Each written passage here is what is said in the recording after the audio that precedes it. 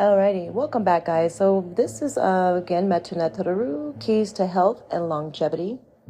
Thank you, Ra Un Nefer, for your insight. These books are amazing, and I'm really hoping my readers and listeners are definitely getting an insight on this material. I do my best to continue without stopping and putting in my own thesis. I mean, if you've seen my blackboard, it's covered all around, wall to wall in my home. But anyway, so this is in chapter 4. We're going to continue on that. It's called stressors in this chapter. And one of the biggest errors of psychology is the belief in stressors. In 1967, T.H. Holmes and T.H. Rai published a statistical finding in the Journal of Psychosomatic Research, 11-213-218, entitled The Social Readjustment Rating Scale. They documented the percentage chances of people becoming ill following these certain life events. 100% of people become ill after the death of a spouse. 50 to 73% of people become ill after divorce, separation, incarceration, death of a close family member, personal injury or illness or marriage. 30 to 47% will become ill after loss of a job, reconciliation, retirement, pregnancy, new family member, change in frequency in sexual relationships, changes in financial state, foreclosure, change in line of work, etc. Now, even Christmas had a 13% chance of vacation, which is supposed to relieve stress, came in at 15%.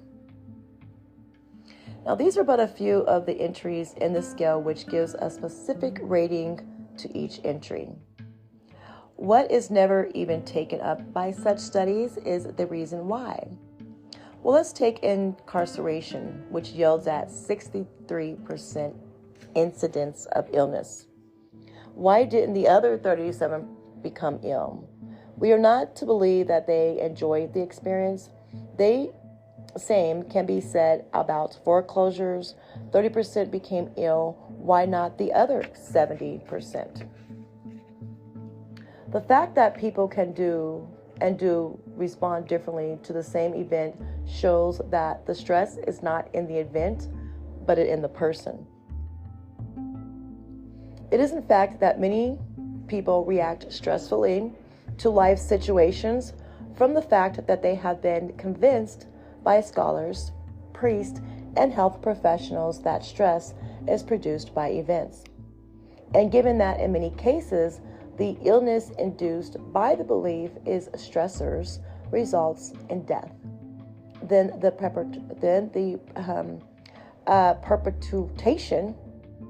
perpetuation of the fallacy by doctors and psychologists is criminally malpractice. Stress happens within that person. I mean, you find that peace, you find that whole, you find ways to stop using that reptilian brain, as we spoke about in chapters 1 and 2. If you come in on the podcast and go back and read the first one, a lot of our stress stems from how we react to situations. It's that reptilian brain that wants to respond negatively, or that's so used to responding negatively, instead of being happy and just walking away with the fact that they are still alive.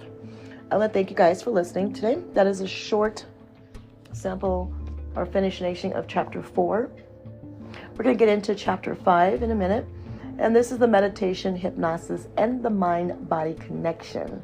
So that's going to be very exciting. Stay tuned.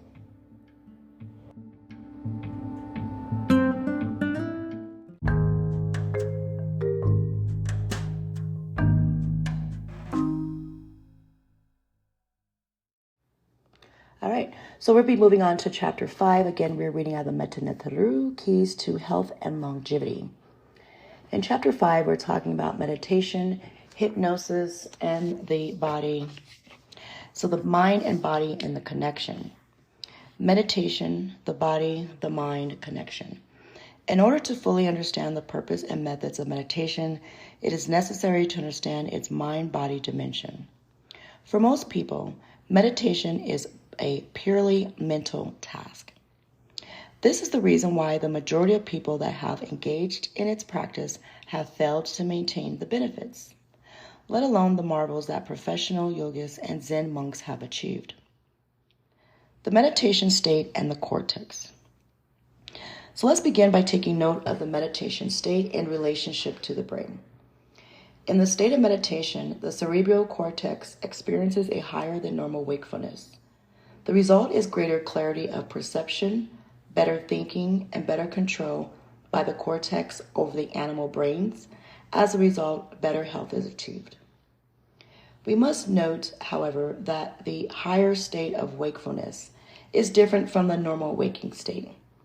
When we are in the normal waking state, the brain's energy is moving at around 15 to 23 cycles per second or hertz, beta waves.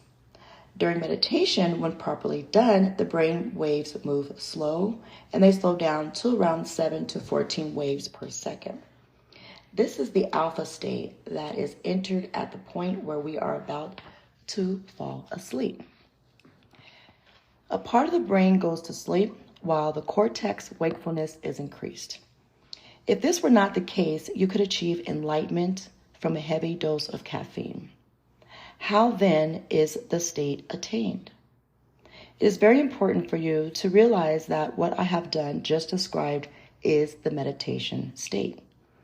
Now, as opposed to meditation itself, there is another form of meditation in which the cortex is inhibited instead of awakened. The trance state that is achieved is not that of meditation state per se, even though most authors do not make that distinction. Breathing, the essence of meditation. Breathing in a special way, is the essence of meditation and all spiritual practices. The most important practice in yoga is pranayama, the breath control or restraint. So restraint, the pranayama, like when you're holding in that lower part of your stomach, as I'm doing now, and still being able to breathe and talk at the same time. So this message was lost on the pop yoga's penchant for trivialization and oversimplifying all things great. As the breath goes, so does the mind. It is a major axiom in yoga.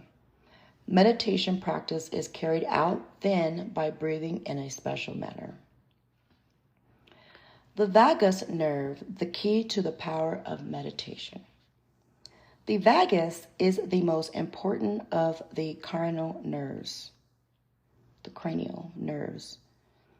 It arises from the brainstem, passes through the base of the skull, and branches down to connect with the heart, lungs, and digestive system.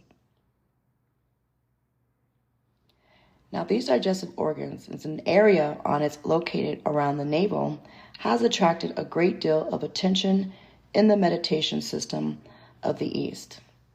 The Japanese call it the hara and the tanden.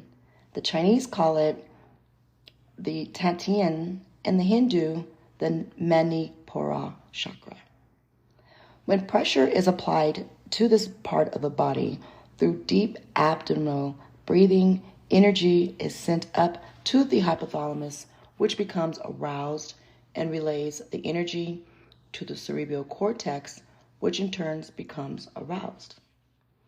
While the slow and rhythmic breathing slows down, the brain waves to the alpha state, which is characterized by deep relaxation of the body and a quiet of the systematic division of the hypothalamus, which is a seat of emotional reactions. The energy aroused by the pressure on the vagus nerve at the navel arouses the cerebral cortex, especially the right hemisphere and the front lobe, to a higher level of wakefulness. It is thus that the condition for reprogramming the animal's brain stress reaction through meditation is established. Now, this is the principle behind the yogic meditation techniques, the doma or the gitmu breathing. practices of the Tibetan yogas, and the Zazen meditation system of the Japanese Zen tradition. The importance of waking up the cerebral cortex to a high degree can be appreciated from the fact that in all emotional states, the animal brain dominates because its arousal, stress, is accompanied by the inhibition of the cerebral cortex. This is why it fails to do the most important functions, for it was designed by nature, control of the mammalian brain. We will get the opportunity to experience this phenomenon in Chapter 10, where the meditation techniques will be applied. A fully awakened cerebral cortex is what has been referred to as the expansion of consciousness, enlightenment, the awakening, the open eye, liberation from the animal brain, and so on. Hypnotherapy and psychosomatic medicine. I have included a section of hypnotherapy for 3 reasons. For one, it is a well-documented and scientifically proven method of healing and other behavioral corrections through mind over matter. It is very important for the reader to know that mind over matter healing is just not a religious faith practice. Ill-founded skepticism and doubts would do much to retard the progress in the work that would be prescribed in the latter part of the book. Hypnotherapy is also the most successful psychosomatic medical procedure. The second reason is to expand the horizon of this very valuable technique. And the third reason is to show that the system taught in this book is not hypnotherapy, as some of my critics allege.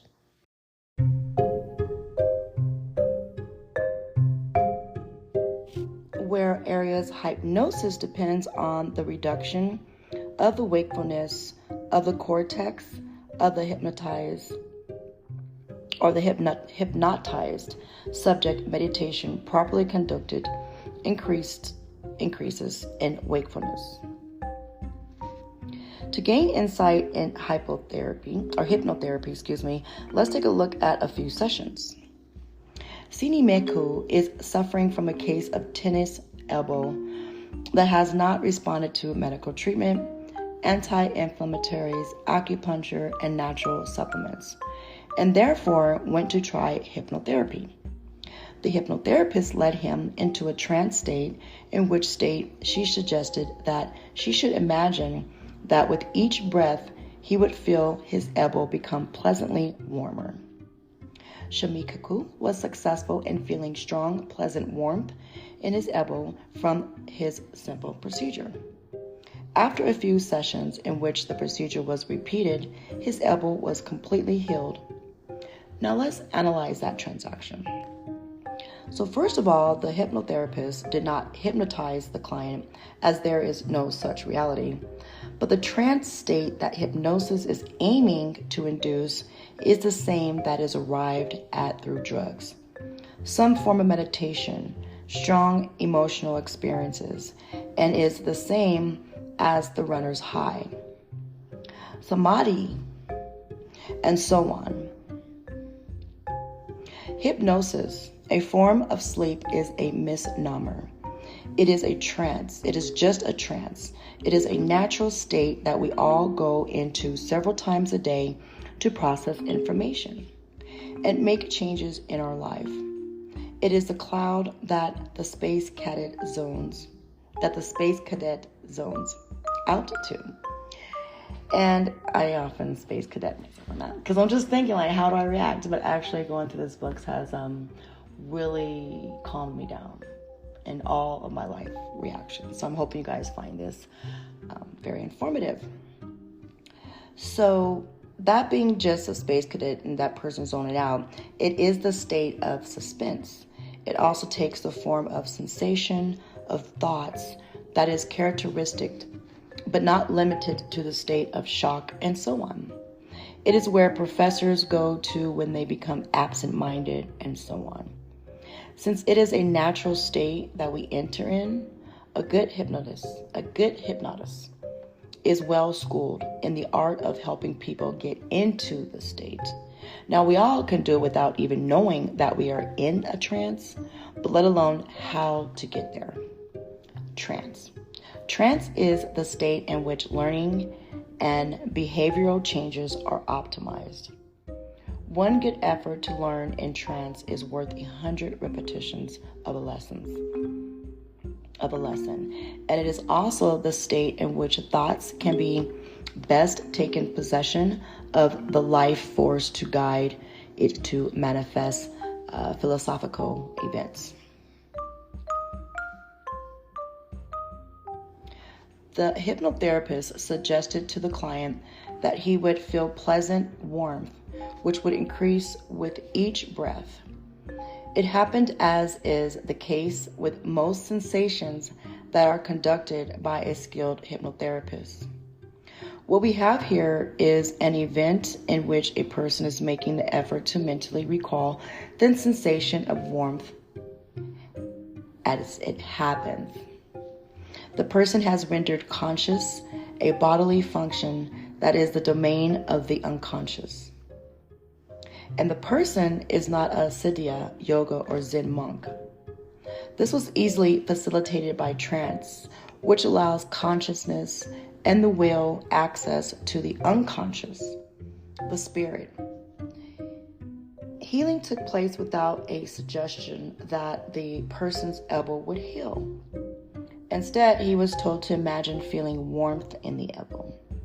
By inducing warmth in the ill elbow for many minutes, the blood flow to the elbow was vastly improved, bringing about healing. So what could be wrong with this approach?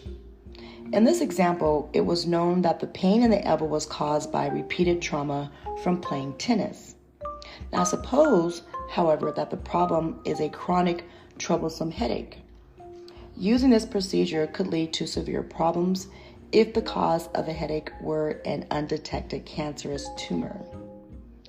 The hypnotherapy would shut off the pain, which is an alarm for illness, and the patient would not know how to seek help. In applying this healing technique, it is necessary to know the underlying cause of the symptom.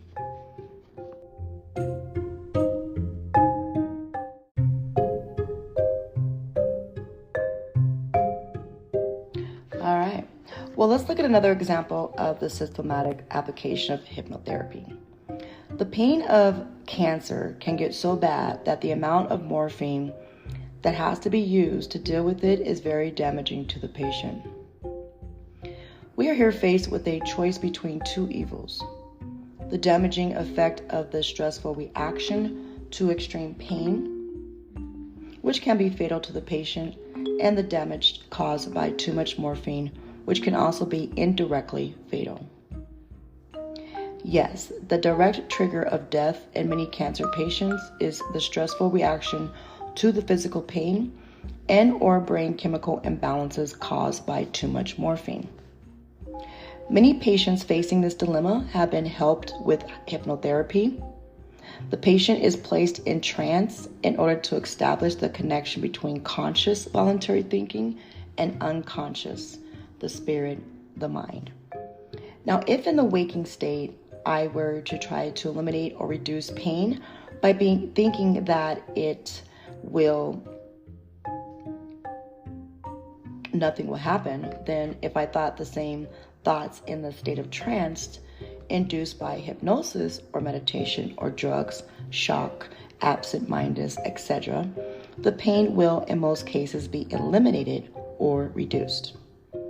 This technique has saved many soldiers in the battlefield by medics trained in hypnotherapy. The medics take advantage of trance that is induced by the shock of the severe trauma, the injury, and thus seeds the patient with the information that will guide his force and brain to eliminate the physical and emotional pain and fear, which greatly enhances the chances for survival. So note that fear in this case, and in all cases, reduces survival ability. There is another type of application of hypnotherapy, and it is healing through psychological readjustment. Man's consciousness alternates on a daily basis through 3 stages: waking, trance, and dreaming. Trance is a state between waking and dreaming, and thus partakes in the key attributes of both stages. In the waking state, we have voluntary control. We can direct our thinking, but we do not have direct access to the spirit to alter philosophical or psychological processes. Now, during the dream state, changes in these processes occur at their greatest rate, since the will is at rest then. In the trance state, we are able to enter the dream state and at the same time maintain some degree of voluntary control and connection to the outside world. In this way, preferably with the aid of a hypnotherapist or guru or hierophant, a master initiator, we can cautiously direct or cooperate with the direction of the psychological or philosophical process of the spirit, which is the unconscious, through words and imagery. An external guide is needed in hypnotherapy because the cerebral cortex has been inhibited by the hypnotic procedure. A hypnotherapist has a hunch through preliminary discussions with a 31-year-old patient that the cause of her infertility, frigidity, and a host of emotional disorders around her menses might be due to sexual abuse that she was subject to as a young girl. Now, I say a hunch for the simple reason that although hypnotherapists do their work in Cartesian linear framework that attempts to assign a direct cause to an effect, they do not have an established set of illness causation. So the therapist helps the patient into trance, in which state she relieves the experience of rape when she was 8 years of age. And since the reliving of the past experience is actually being experienced as presently happening in an 8-year-old, even though the patient is 31, the patient reacts with all the intellectual and emotional immaturity of an 8-year-old. Now, at this point, 2 things can happen. The experience can be so traumatic that the session and the therapy has to be abandoned, with the patient possibly being worse off, or the patient can weather the emotional reaction and learn, with the assistance of the hypnotherapist, to associate more mature ideas to the experience. And once the immature toxic ideas that are associated with the memory of the event, even if suppressed, healing will take place. Now, even if the sexual abuse was not direct cause of infertility, the removal of the chronic negative emotions surrounding the rape will contribute to healing, and that will take place. But what if there are other negative memories and present negatives in the person's life? These will be untouched as the hypnotherapist focuses the patient's attention on a specific set of beliefs and symptoms. Healing of some disorder will take place, yet the person will not become healthy. An illness will be healed and not the whole person.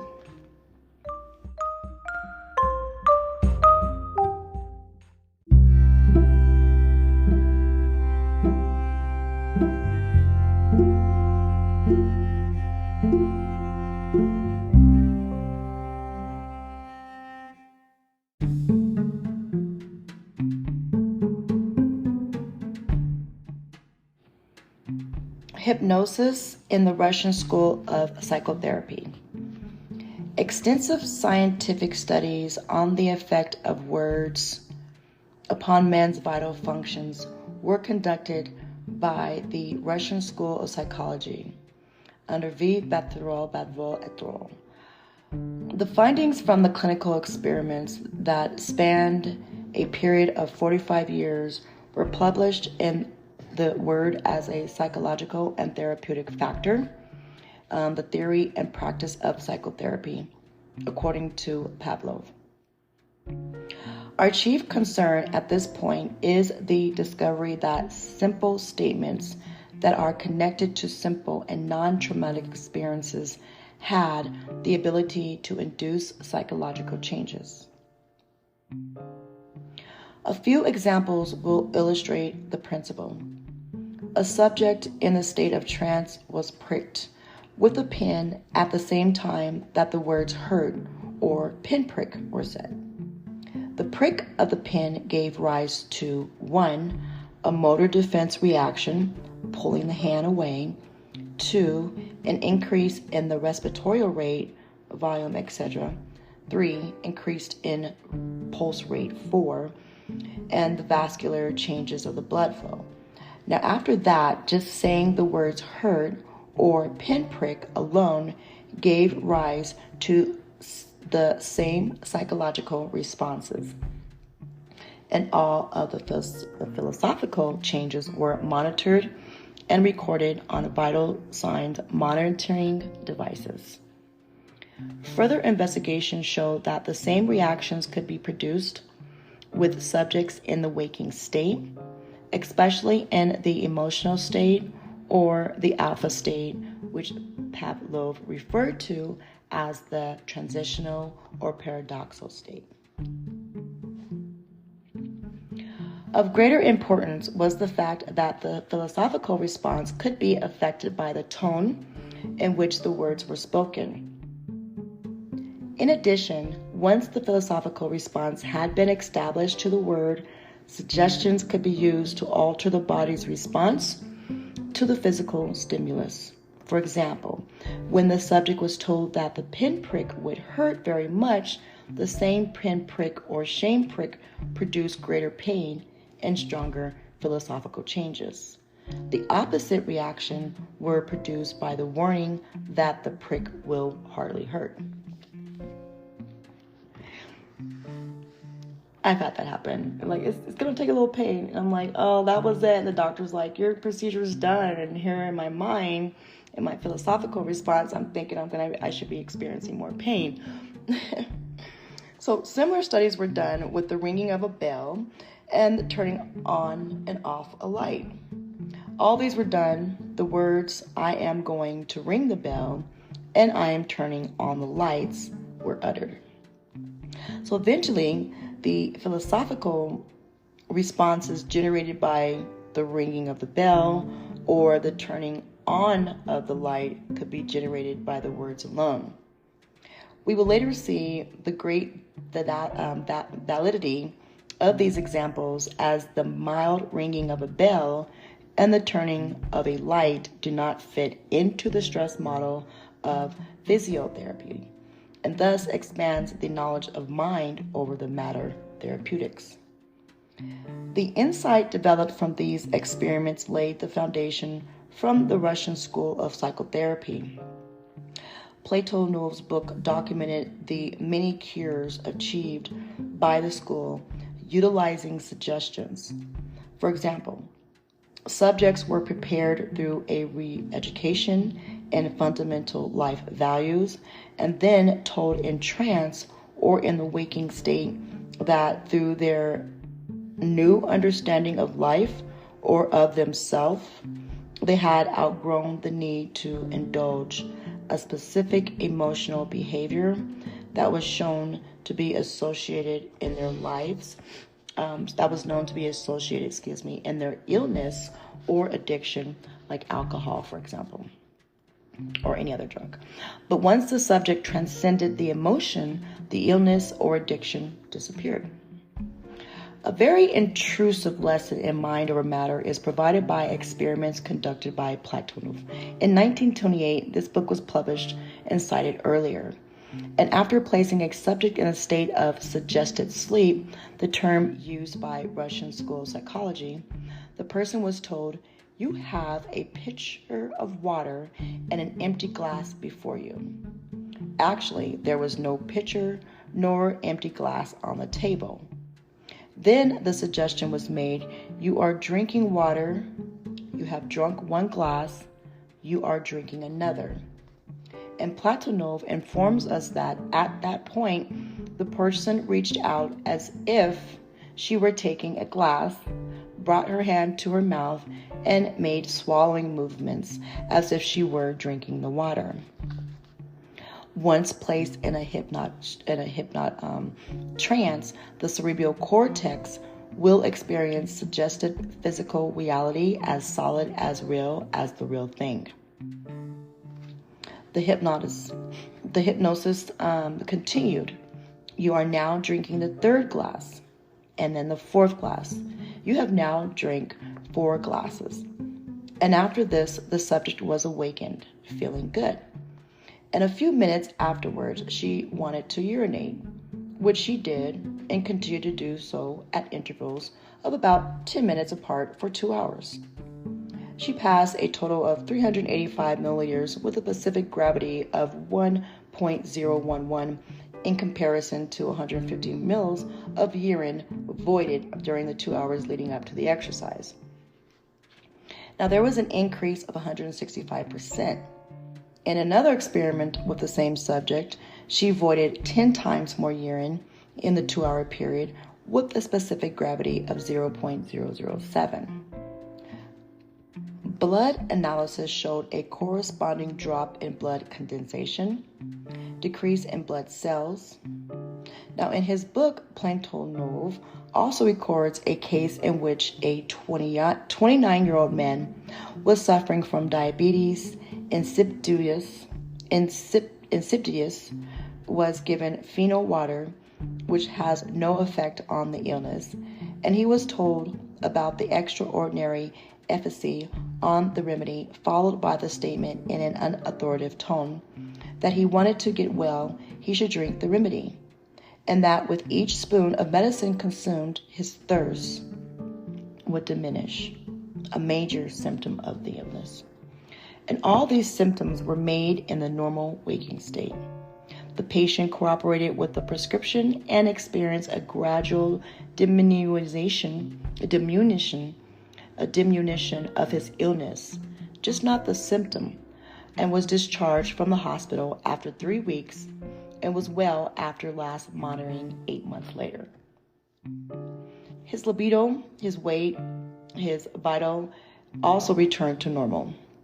The therapy was repeated numerous times in the waking state and in trance with the same success. The experiment was expanded to see if the opposite could be achieved.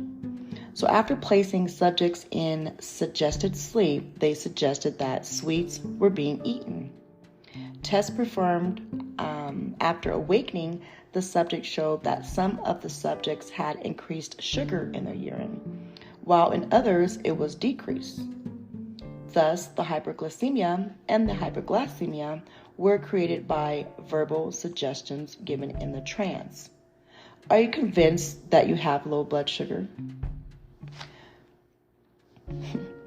Similar successful treatments were done to suppress or create appetite and hunger with its attendant peristalsis and indirectly control digestive disorders and illness connected to the digestive organ.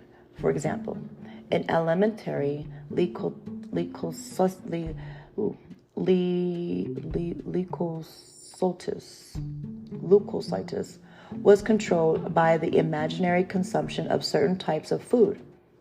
The technique was successful in inducing the release of pancreatic juices, digestive juices, reduction of diarrhea, constipation, vomiting, treatment of ulcers, nausea, etc. Are you convinced that you cannot control your appetite? While it is fairly easy to learn that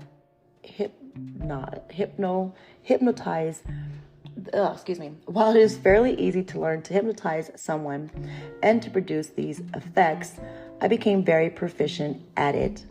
And at the age of 10, it is not advisable to go about manipulating the body's symptoms indiscriminately. I was about to say without medical guidance.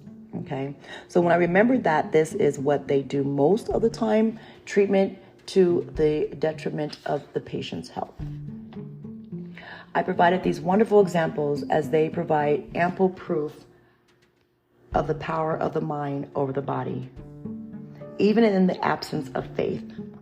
Yet there is a deeper truth that you must pay very close attention to. The success of work done in hypnotherapy demands predominantly, although not limited to, suggestions given to subjects in the state of trance, suggested sleep. People do the same all of the time. They give themselves suggestions while in trance every day, several times a day. All emotional states are trance states to some degree.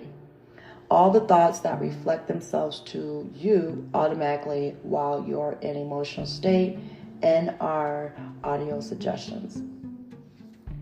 When these are received in an emotional state, they are extremely powerful. Many sick people are visited by thoughts that drift in while worrying about their illness to the effect that they will get worse.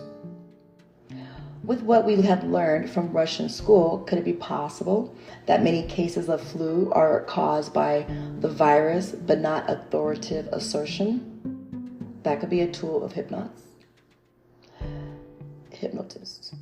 That many possible people come down in a given year with the illness.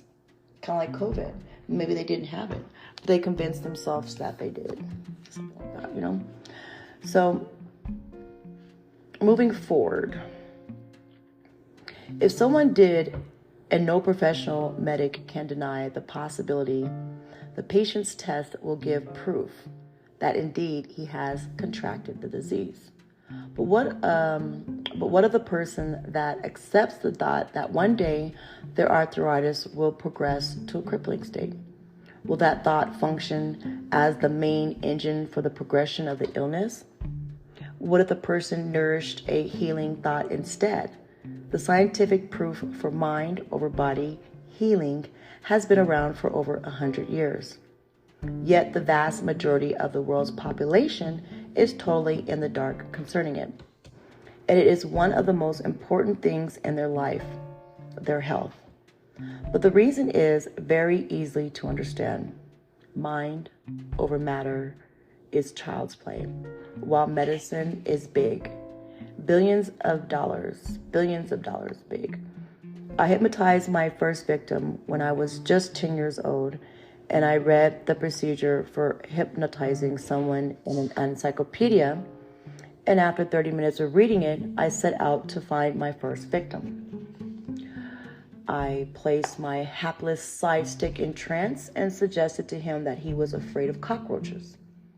I then brought my thumb to his face and told him that it was a giant cockroach. Well, the poor fella took off like crazy, literally, and almost creamed himself as if he fell down a ravine. I got one hell of a beating that day from a Panamanian West Indian kid, so I had to take my experiments on the mind from that day on the underground and on the quiet. Well, listen to you, Ra Un Nefer Amen. Challenging mental thoughts. All right, so Ra Un Nefer Amen goes on to say that the findings concerning emotions and hypnosis by the Russian school, unknown to them, was the most valuable revelation of hypnotherapy. Now, after performing tens of thousands of scientific experiments over a period of 45 years, the Russian school came to the conviction that suggestion is the most important stimulus-provoking emotional reaction in men. It is capable of producing a much stronger effect and leads to much greater changes than any physical factor. Suggestion inevitably revives the trance of former cortical activity accompanied by some emotional reaction or other. Highlights are mine. So what is so important about the observation is the fact that suggestions which are given in trance to generate healing and pathological reactions, are the same as the thought that spontaneously and automatically drift into our mind when we are in an emotional or distracted state. Now, as I stated earlier, an emotional state is accompanied by a trance state. Psychologists recognize this by the fact that we go on autopilot or automatic behavior when we are acting out of an emotion. We are then running the program that are in our cortex and the animal brain. Now, if at that moment that your doctor tells you that you have an aggressive cancer, you automatically went into an emotional state with the thought of your person suffering great chronic pain and the fear of premature death. The trance of the emotional state will empower the thought to set up the condition that will aggravate the pain that the cancer will bring and the conditions that will accelerate your demise. The same will happen if your thoughts were limited to the negative impact that your being sick and dying prematurely will have on your dependents. You will, at that moment and whenever the thought reoccurs, which might tend to be often, experience the same negative philosophical reaction that an animal experiences when facing an environmental threat. The great difference, of course, is that the reaction to the animal is a beneficial survival reaction, while in your case, your emotional reaction has no survival value. Instead, it works against your survival. Platonoff goes on to divide the emotions in respect to their psychological effects into two larger categories: synthetic as asthenic, and the synthetic group pertains to emotions of joy, inspiration, pleasure, etc. They positively increase the vitality of the cortex and therefore its ability to assimilate information, learn, and control the lower brain. The asthenic group pertains to negative emotions, pain, anger, fear, worry, grief, disgust, sadness, depression, etc. They reduce the vitality of the cortex and therefore its ability to learn and to carry out its function. It's important to note that these conclusions were arrived at from tens of thousands of experiments that were conducted on patients and subjects while fully wired to machines that monitored their brain wave, the EEG. Breathing rate, heart rate, blood pressure, skin galvanic resistance, and so on. In addition, their vital fluids, blood, urine, saliva, etc., Platonoff were monitored and recorded as to quantitative and quality, etc. Now, Platonoff is very thorough. After all, he has the benefit of a 45 years of study. He adds the remark that thus, whereas the content of an emotion is determined by the peculiarities of the environmental factors and by the attitude of a concrete person to them, its philosophical action is determined by the nature of the interaction of the cortex and the subcortex of the animal brains. So what he is saying is that the situations do not have any emotional characteristics in themselves. The emotional characteristic is the result of the person's attitude to the situation. In everyday life, people violate this basic fact when they state that a situation is horrible or frightening or vexing or upsetting or worrisome. Some people do not flinch, where others are terrified.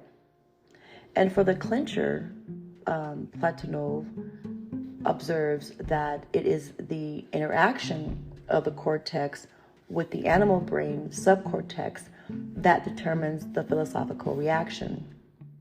So you will also be in violation of the facts if you concluded that your bad marriage or your cheating husband or death of your spouse made you sick.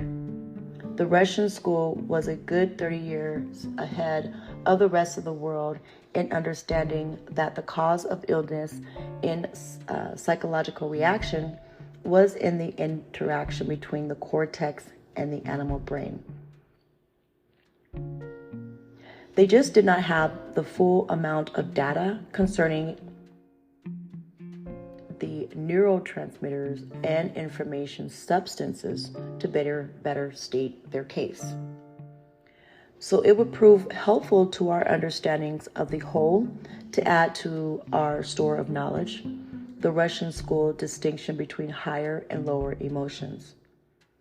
The lower emotions are feelings of hunger, thirst, sexual drive, and etc. When they are not satisfied, they have an asthenic vitality lowering effect on the cortex, which gives the animal brain the potential to take over. Sex is a different matter, which is highly instructive here, is the realization that if you do not take adequate measures to protect the cortex, meditation, functional foods, etc., the inability to gratify the sex drive will have a negative philosophical effect. Satisfying the lower emotions produces a asthenic effect on the cortex. The higher emotions are the drives that are determined by social interests. They are the products of the mind, therefore their satisfaction are in the mind and not in the environmental factors. The anger that you experience when someone treats you unjustly was not caused by the person's injustice. It is not to be removed by the re-endering of the justice or of justice. The anger was caused by your attitude, your idea of how you are justified and feeling in the situation, and must be removed by a change in thinking and attitude. So to summarize, let's note that the hypnotherapy is an extremely valuable tool. Yet, we must not lose sight of the fact of its limitations. It excels in the removal of symptoms, especially pain, and it has scored excellent success in healing conditions where the hypnotist was able to find the mental, emotional cause of the physical disorder. But this is a hit and a miss, okay? It's a hit and miss, and given that there is no one-to-one cause and effect relationship that can be referred to. In other words, hypnotherapy suffers from the limitations of non-holistic medicine. It relieves, treats, heals specifics sometimes, but not the whole person. In other words, it does not establish health. Why? So as we have noted, the chief cause of illness is the human self-image. Hypnotherapists so far, at least the published ones, have accepted the belief that man is a human being. They therefore fail to remove the fundamental cause of emotions and stress reactions. An examination of published hypnotherapy proceedings, you will see therapists telling patients in trance that it is all right to be afraid, to be angry, and so on, and so on, as long as they deal with them in acceptable forms, etc. Only the top of the weeds are clipped. Yet we must be grateful for the discoveries of hypnotherapists. They have contributed a great deal to the understandings of science of mind over matter and spirituality. There is much to learn both from their successes and their failures. Thank you, Ra Un Nefer Amen, because this book will focus on the mind-body techniques that will establish health. Just not the healing of this or that, even though the task will be, must use the specific illness manifestations of the patient as monitors of success in the work. You will monitor the success of your work on the underlying cause through the healing of your specific illness. A good example is provided by the inadvertently healing of specific problems that occur from change in diet or your lifestyle. Thank you so much for listening, my podcast listeners. We are going to be going into chapter 6. Continue on as Hypnotherapy, Keys to Health and Longevity. These are the words of Ra Un Nefer Amen. Thank you for listening. Peace, love, and blessings. Hetep.